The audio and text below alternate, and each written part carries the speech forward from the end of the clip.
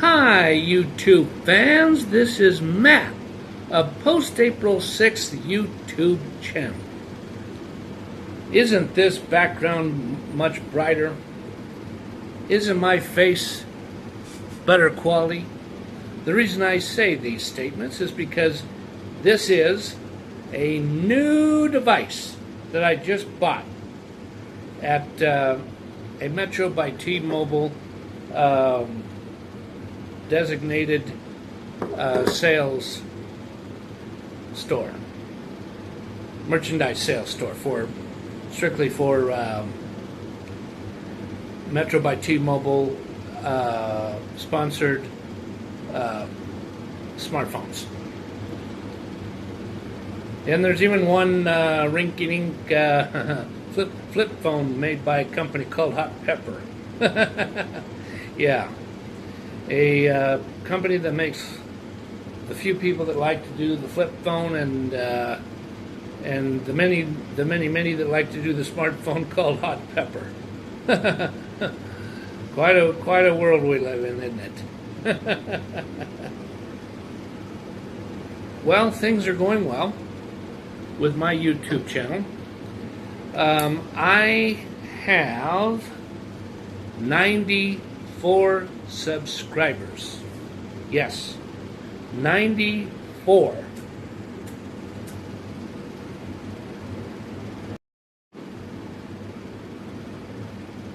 Okay, I'm back. There must have been a little bit of a blooper problem. If this was not recorded in the last video, which is all going to be part of one vlog, 94 subscribers, 94. And the number of views overall for all the videos I have up there. And a couple I've taken down because they're getting such low traffic. I've gotten 14,994 views altogether for all of them. And that is a period of within the last 15 months since April 28th, 2023, and today, August 1st. Yep. The upgrade that I did on the smartphone, and I'm going to be kissing this baby goodbye. Look at it. Yeah. I'm tired of it. And I upgraded to a Nokia 310G. And the camera is much better on this one versus the other one. Yep.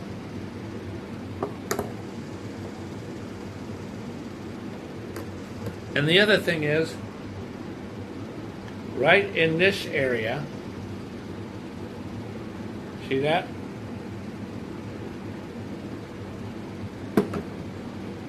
That area is getting kind of slightly enlarged, and the charging cable, also known as the USB data cable, is getting it's loose when I put it in there to charge the phone. Yeah.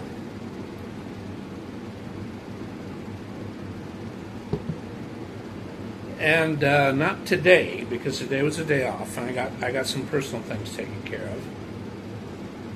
But yesterday, I worked 8 hours at the grocery store, and believe me, I was busy.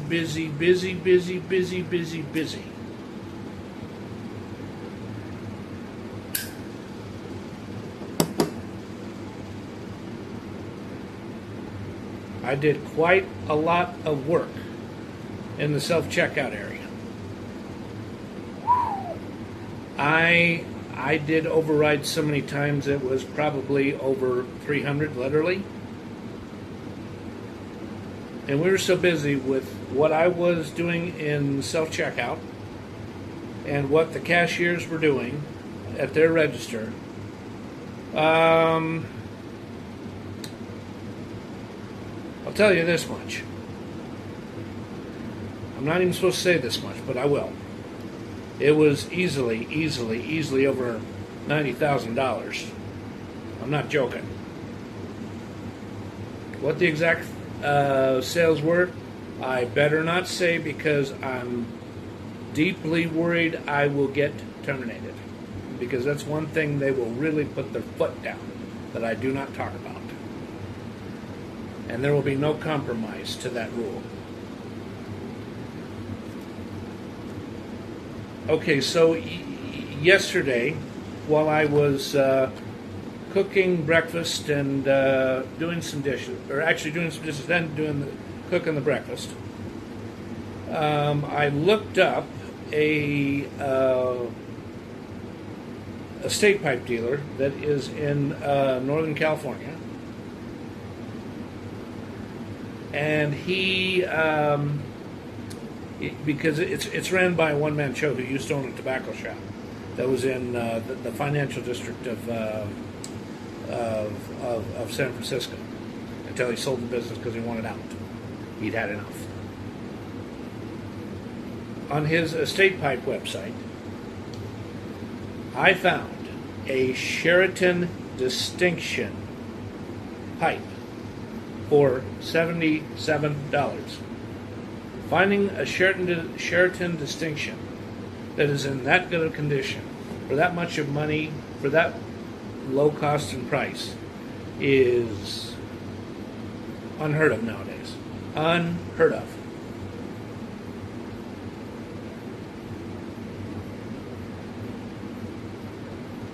And the other thing that I did earlier today, after I got home, was I spent over 2 long hours trying to get the hotspot signal to connect with my smart TV. And it wouldn't connect. And finally, I called tech support with Metro by T-Mobile, and me and the lady tried every single trick in the book to try to get this thing to go. And then what I finally did, that finally got me to just drop the issue, was I went to my laptop computer. It's a Dell laptop that I got a good deal on. It was a little over $300 because it was a refurbished laptop that was at a very reputable, trustworthy, new and used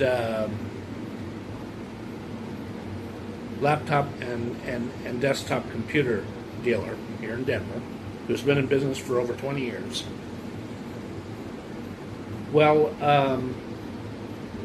I checked, I clicked on the thing I was supposed to click on to get the internet connection established for the laptop, and boy, that went through like a champ. I mean, it went through just like that. So then what I decided, what conclusion I came to in regard to the issue as to why the Vizio or Vizio smart TV wouldn't connect and cooperate was they're having technical issues. Not Metro by T-Mobile, Vizio.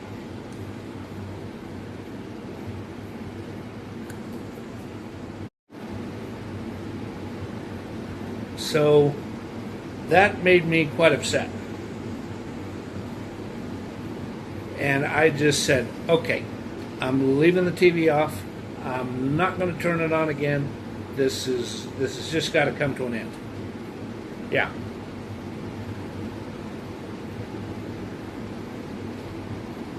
So what I did was I just let it go. That's all I could do.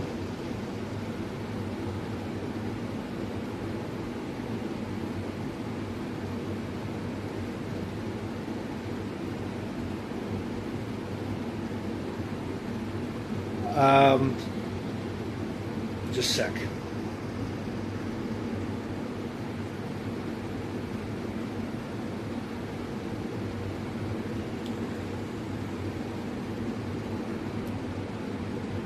Okay, I had to pause because I wanted to think about what I should discuss next. And I decided to go ahead and talk about a story idea that I never finished, that I've never discussed before. It is about a guy who is 36 years old back in December. No, excuse me. Let me correct that. A guy who's 36 years old in October, late October of 2012.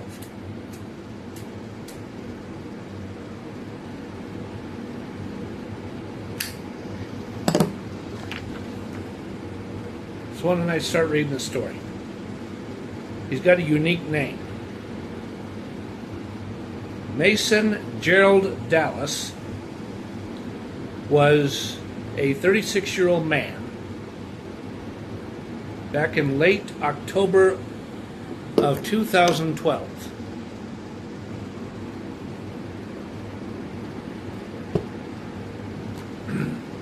He lived in Denver, Colorado at a part that is called Lower Capitol Hill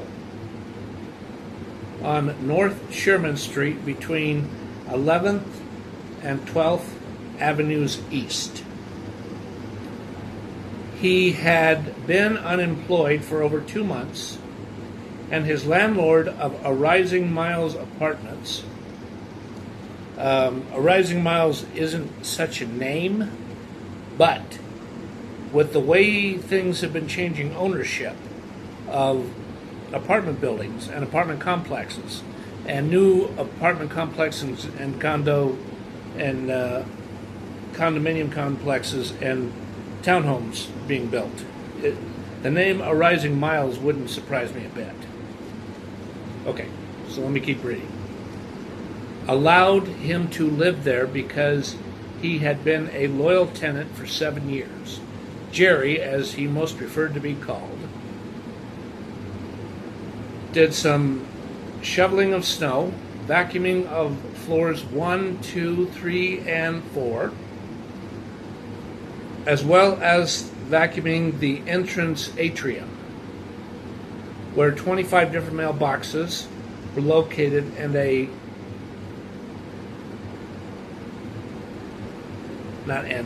and call boxes buttons.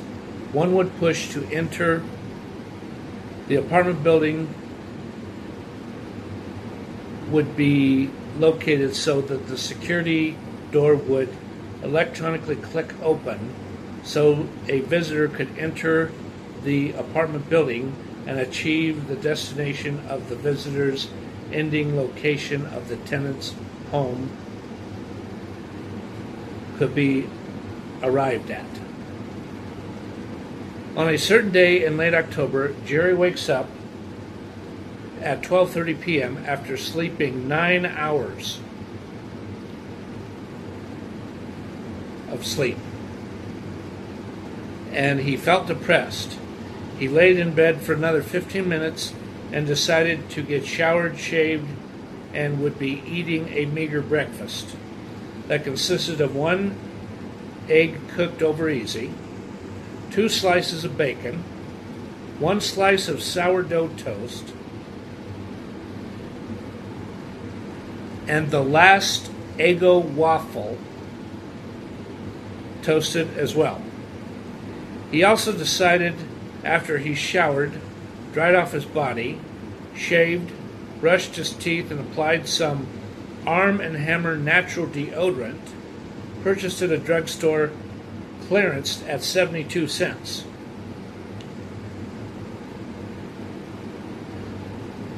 That after he finished eating breakfast, he would call Social Services DHHR and apply for food assistance and get a SNAP food card.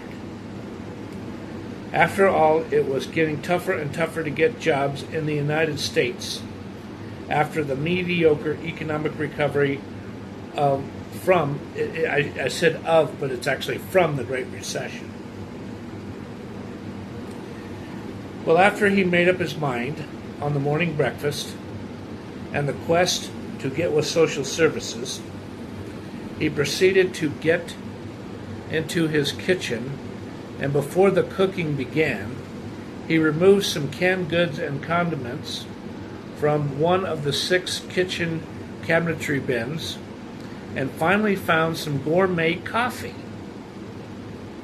He got as a gift 3 months ago a coffee blend called Oldie Vermont Country Mill Dark Roast New England Maple Blend. Coffee blending since 1965. Coffee blending since 1965 would mean that if this blend existed, and if this company, this company that sold coffee blends wholesale to grocery stores and retail stores, or just simply sold directly to the people who bought them, by mail order or through their website. It would have been a company that had been in existence since 1965. Okay, so let me continue. Then he placed the blend in a brown, high-dollar coffee filter and blended the brew in a Krups 12-cup coffee maker. After the coffee brewing was underway, he got the skillets warmed up on a 1970s green high-point stove. After the coffee brewing was complete and the cooking of the 1 large brown egg and the saute and browning of the 2 strips of SAFEWAY thick-cut bacon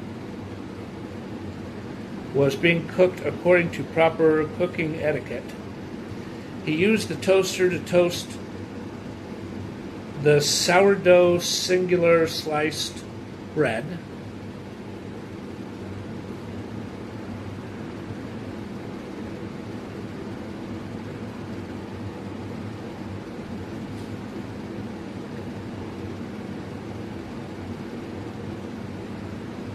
on the right side, and the 1 egg, the waffle on the left side, toasting portal of the Black and Decker bread and bagel sliced toaster.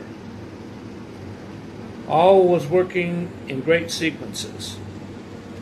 After spending almost 10 minutes cooking and toasting, Jerry self-handled a blue dinner plate with white dots and placed all of the cooked goods, let me correct that, placed all of the cooked foods on that plate only, and walked over to his 2-person dinette nook table and began to eat breakfast. After he was finished eating, he looked up Denver Quarters of Health and Human Services, meaning he looked it up in the white pages, under the government section of the white pages. And then warmed up his Virgin Mobile KYOCERA Jax, because Jax is spelled not G-A-C-K-S, it's J-A-X. And it's not Jax, it's Jax. You know, the cool sound, the cool guy sound. The Jax Bar cell phone. After the phone warmed up and he dialed the 720 area code phone number that called social services, and after he pressed the green send button, a Virgin Mobile greeting sounded forth that told him he ran out of cell minutes and to call 611 for payment or customer service. Well, after he called 611 and then was immediately forwarded to the billings department agent, and they said they would, and they said that he would receive 30 minutes as a courtesy. And also, he contacted Denver's United Way for charitable assistance.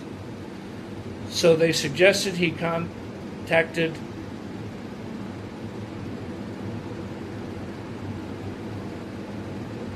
United Way Charitable Assistance. So he called them United Way. Because see, that's the billing agent was very knowledgeable about the Denver area and about all the struggles people are going through. That's why the billing agent said that to him. And he was placed on hold, and after holding the line for 3.39 minutes, 3 minutes 39 seconds is what that means, a woman came back to the phone call and said that he should go to the Colorado Episcopal Foundation located on 13th Avenue and North Grant Street, and that CEF would be happy to help him out and also help him receive some non-perishable foods, a gift from the Lord. After he quickly wrote down all of this on his free notepad he received from a nearby chapter of the U.S. Army Salvation several months ago.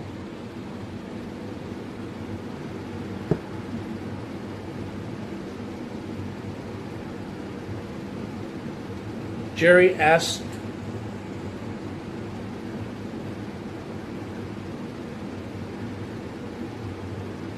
the manager to place a three-way phone call to the Christian organization, and the phone call lasted 1.23 minutes, and he was assured that he would get a Virgin Mobile gift card and access to free non-perishable in the food pantry. After the call ended, he made sure to bring with him, stuffed inside his peaberry dressy gray suit coat, his cell phone, and walked cautiously from Sherman Street to 13th and North Grant Avenue. Now, what I have in my mind as to what would happen is a man who would be in a pastoral type of robe or some type of clothing was very friendly to him. He gave him a Holy Bible. It was either NIV or it was New King James or it was Contemporary English Version. And he granted him a gift card with Virgin Mobile, and he also gave him a reusable sack that was fairly big in size, and he picked out 3 cans of red chilies, some Dole fruit pears with something else, mixed fruit.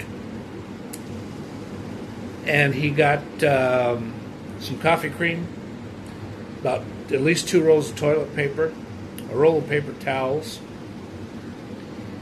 and he got a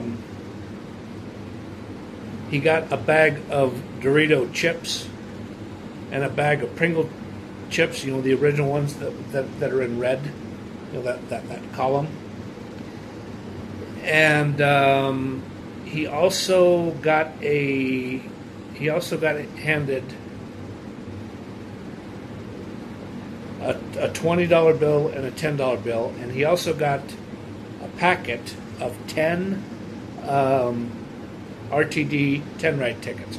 It's one packet, and this wouldn't be a discount rate for seniors and people suffering who've been legally declared disabled, or people just by their appearance because they're coming in a wheelchair they're disabled.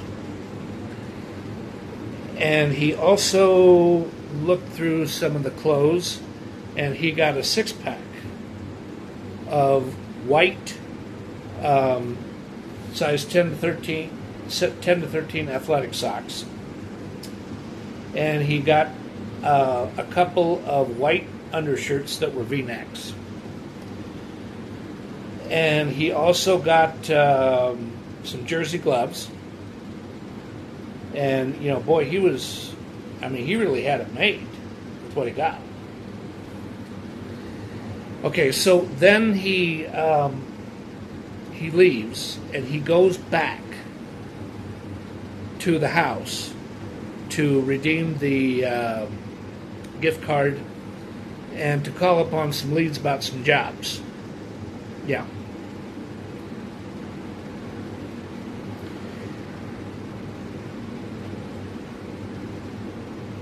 And as he's walking from Grant and about 13th or 14th,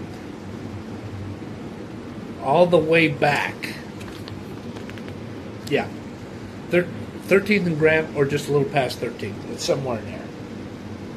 Because this building, this Episcopal foundation does exist. And he's walking back to his apartment, this in between 12th Avenue and 11th Avenue in Sherman. Some guy who's got this hoodie tightly wrapped around his head, and he's got really rosy cheeks, and he's got a couple of pockmarks on his face. He's a meth addict, is what he is. Pulls up some big sob story about how his kids have not eaten in over 2 days, and he needs money for food, and Jerry just says, "No, man, I can't help you." I said, "All this stuff was given to me by the church. I mean, they're struggling because so many people are without a job. I can't help you. I can't." He goes, "Okay." That's what the meth head says.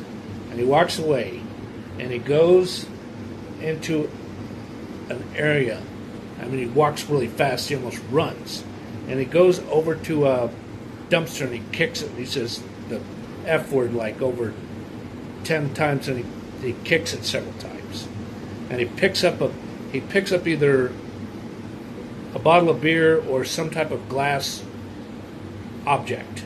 And he goes, he breaks it really hard. And he says, "F this world, F this world, F this world, F this world." And he goes into like a big emotional meltdown. Yeah. Well, Jerry just, grit and bared it and didn't get upset. He goes back to his apartment. He redeems the gift card, which was for like $25. And I think the amount of minutes he was issued, this is just a guess, maybe I'm wrong, would be 400 minutes. Yeah. Then he gets one of the issues of the Denver Post given to him for free. So he goes through some leads on the on the Denver Post, and then he starts looking through the yellow pages, through grocery stores, retail stores, hotels, motels, and he calls about 10 different places, and there's 2 places that are really hard up to get more people. One is a grocery store. It's a Safeway. It's not near where he lives, which would be about East 6th Avenue, and I think it's either Corona or something like that.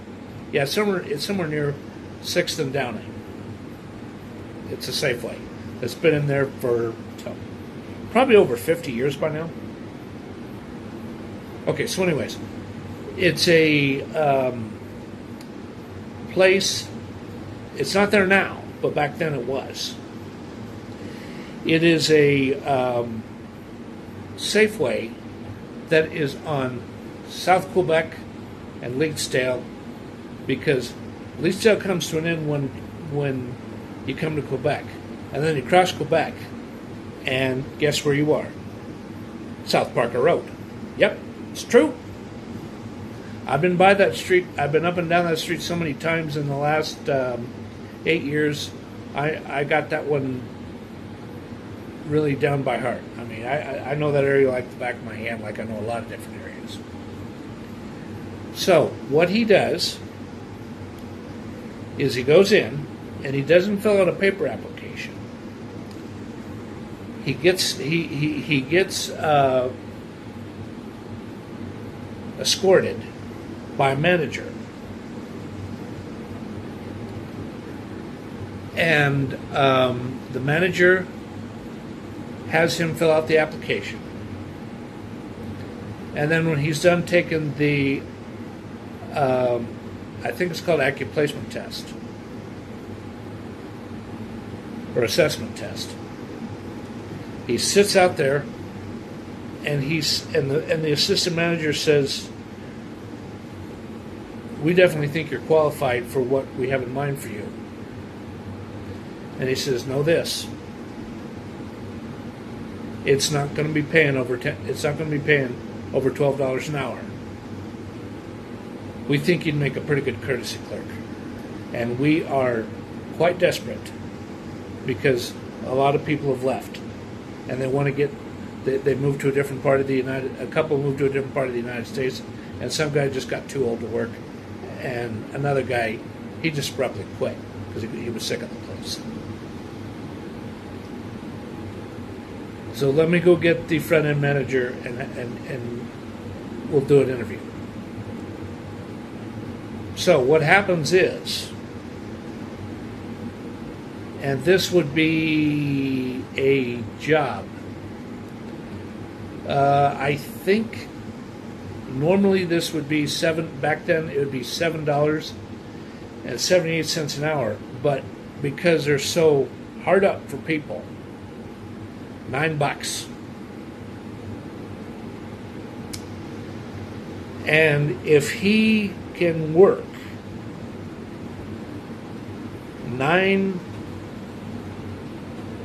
at least 35 hours. Let me do some mathematics here really quick. If he can get scheduled at least 35 hours at $9 an hour, it'd be $315 a week. $315 a week times 4, which would be 4 weeks, or the equivalency of 1 month or 30 days. He would make $1,260 an hour. Now, the good thing for him, back in 2012 versus now, his rent of his apartment would only be about $625 a month. So he's got more than enough to pay rent if he gets his job. But he's got to really live within his means. Or if he don't got enough money to pay rent, he's going to live a really bad nightmare. And if he don't come up with the movie money within 3 days after they serve him 3-day notice to vacate, if he doesn't pay the rent in 3 days, they're going to evict him. So what he does is he goes for the job interview with the head front end manager, and then the next day he has a job interview with with a experienced, well-liked shift manager, and he gets hired. Okay, so after a couple of months of living, or actually, let's see, after about 4 months, about 3.5 months of working at King Soopers as a courtesy clerk, he gets a letter from the U.S. Postal System. And he filled out a job application, turned in a resume about 5 to 6 months prior to about February of 2013, roughly. And they inform him they want him to come in for another job interview. So he calls them back when he's looked at his schedule. He didn't call him back right then and there, right after he sees the schedule, but the next day, early in the morning, around 8 or 9 o'clock in the morning, he calls and he talks to them about a job interview. And he goes in and he has one job interview and he does well. And then the next day, he has to work a later shift, about 3 or 4 in the evening. So he comes in the next day at 11 a.m. for a second job interview. And the next day, after that, they call him. And he's hired as a mail processor. And he's going to make big bucks. They're going to start him out at least $15 an hour. $15 an hour then was pretty big bucks for a job that would be considered menial. Entry-level job, working for the U.S. Postal System. So he gives 2 weeks notice. And what he does is he after the 2 weeks, after he's filled out his 2 weeks, he has a couple of days off in a row, and he goes into work. I think the place would be a considerable distance from where he lives. No, I stand corrected. It wouldn't be that far. It'd be a little bit closer where he lived, but it's a little harder to get to because it's such heavy traffic. I think it would be on 20th Avenue in lower downtown, in Lodo. And they train him.